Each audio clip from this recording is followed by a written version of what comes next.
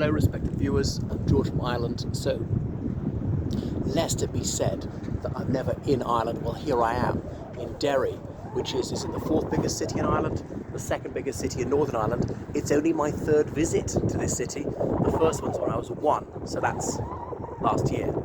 Anyway, it's a city which is bisected by the River Foyle, there you see. This side is called the water side, and over the other side there's the bog side.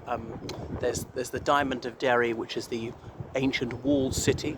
So first alluded to in the 6th century AD, when Saint Columba, or is it Columkill? I can't remember. Founded a monastery here, none of which remains. And there's St. Eugene's Cathedral. That's the Catholic one. There's the Church of Ireland one, I can't remember what that's called.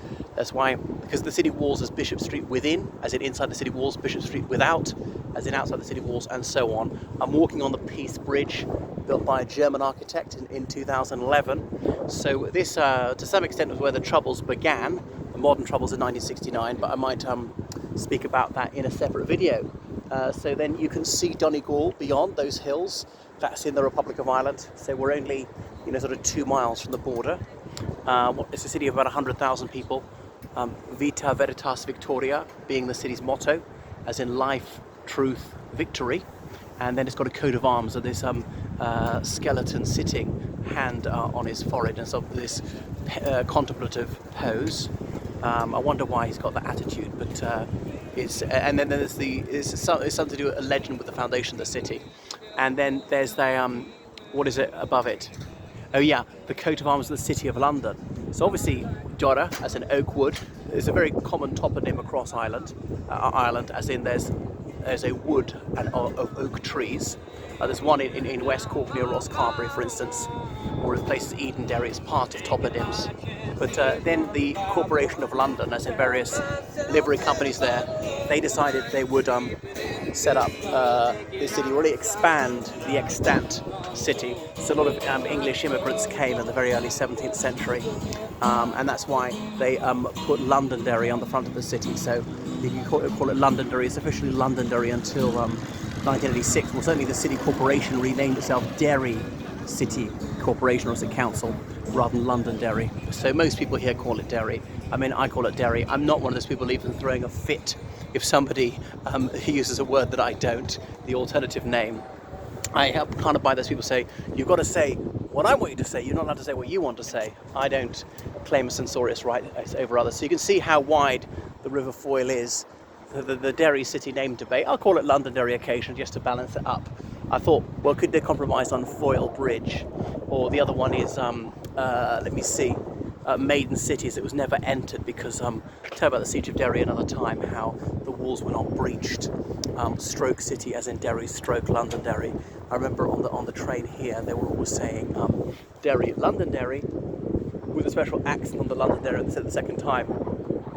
There was Captain Terence O'Neill, Prime Minister of Northern Ireland, 1963 to 69, and he used to pronounce it like this, Londonderry. So the London so overemphasised that the Derry was scarcely audible. So here we are. Anyway, it's in the county of Londonderry. You might want to call it County Derry. I don't mind. The Royal Navy was here, goodness, certainly in the Second World War. The US Navy had bases here even in the early 1970s when the Troubles broke out, and then they were required to leave sometime after that.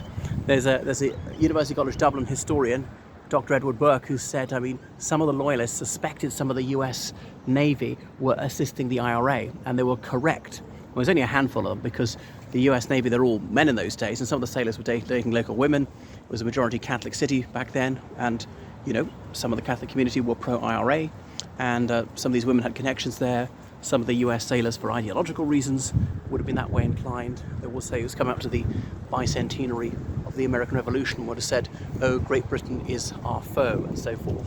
So here we are, almost across it, and there's the road bridge that way. Is there another bridge that way? The railway doesn't cross it anymore, so the choo-choo train came here in the 1840s, and these be a network of railways going down to Strabane and County Tyrone across the Donegal were all shut. The beaching reports shut everything in the early 1960s, but here, there's talk of reopening it, going across to Donegal and so forth. So we've got very close links to that adjacent county. For to the foreigners, as it means in Irish. Methinks it's dark-haired foreigners. Okay, so much to say about this city with its checkered past. And behind me is the Guild Hall, which I've been into just once, as in most places called the City Hall. So guilds were something between a trades union and a professional association, as in the Goldsmiths Guild or a Tailors Guild or a Carpenters Guild or a Butchers Guild or whatever.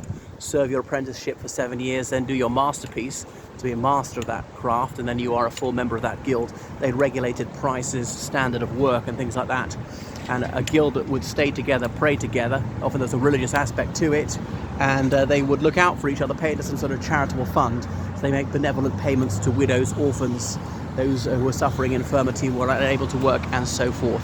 So difficult to get into guild. It was a bit nepotistic. Now, guilds have long since gone the way of all flesh, but nevertheless it's still called the Guild Hall. Like there's the Guild Hall in London town. Okay, so here it is, and I'm about to show you. You'll see some of the old city walls completely intact. I've walked the city halls but just once before. Anyway, so it's in such a good state now, and there are so many fairly large houses, even in obviously working class areas of the city, so it's done well. Also, it's a very affordable place to live, because, you know, Dublin's very pricey, Belfast is kind of getting pricey these days, but this is a smallish city, but it's kind of got a lot. It's got its own airport, doesn't fly that many places. Get the train to Belfast, but that takes 2 hours. Get the bus in about an hour and a half, and there's not too much traffic or anything. Well, even if you look at the quality of the cars, they're not all bangers or anything. So fortunately the troubles is long over. Sadly, I saw some pro-terrorist graffiti in the waterside. It's in UFF, also Freedom Fighters, which was this monstrous anti-Catholic organisation notorious for sectarian murders, killing men being presumed Catholics. No link to the IRA or the Irish National Liberation Army. So here we are, this map. I've just come across there near the Guild Hall, okay? There's the waterside, and here is, over towards the bogside, there's the Diamond, really. The bogside's further over there. There's areas like Cregan and so forth. So that's the constituency. The purposes of the United Kingdom Parliament is called Foyle. But anyway, Derry's now united with Strabane for the purpose of local government as Derry and Strabane District Council. So Derry was given the honour of being the first United Kingdom City of Culture in 2013. Perhaps surprised they accepted it. You think it's a very nationalist-dominated council, say, no, we can't possibly acknowledge that we're part of the United Kingdom. But they did, because, you know, money talks. So Colum Eastwood came from here, John Hume, many distinguished people, writers, scholars and so forth. Social crossover. So doesn't get that many tourists. When I came here last time, I met a German, and I got in contact with him, bizarrely through the internet. I was just on the plane about to fly to South Africa. Astonishing. He wrote me a letter when I began university, but never gave a return address. And I found him all those years later, and there was a German guy, a Spaniard called Jesus, as in Jesus, who used to work at Burger King in Dublin. Met him as well. Went to a pub at, methinks called the Henry Joy. Astonishing how I remember yesterday, but never got his surname. All right, thank you for watching my channel. Please comment, subscribe on Patreon, donate to PayPal, georgecallahan79@gmail.com. Toodaloo.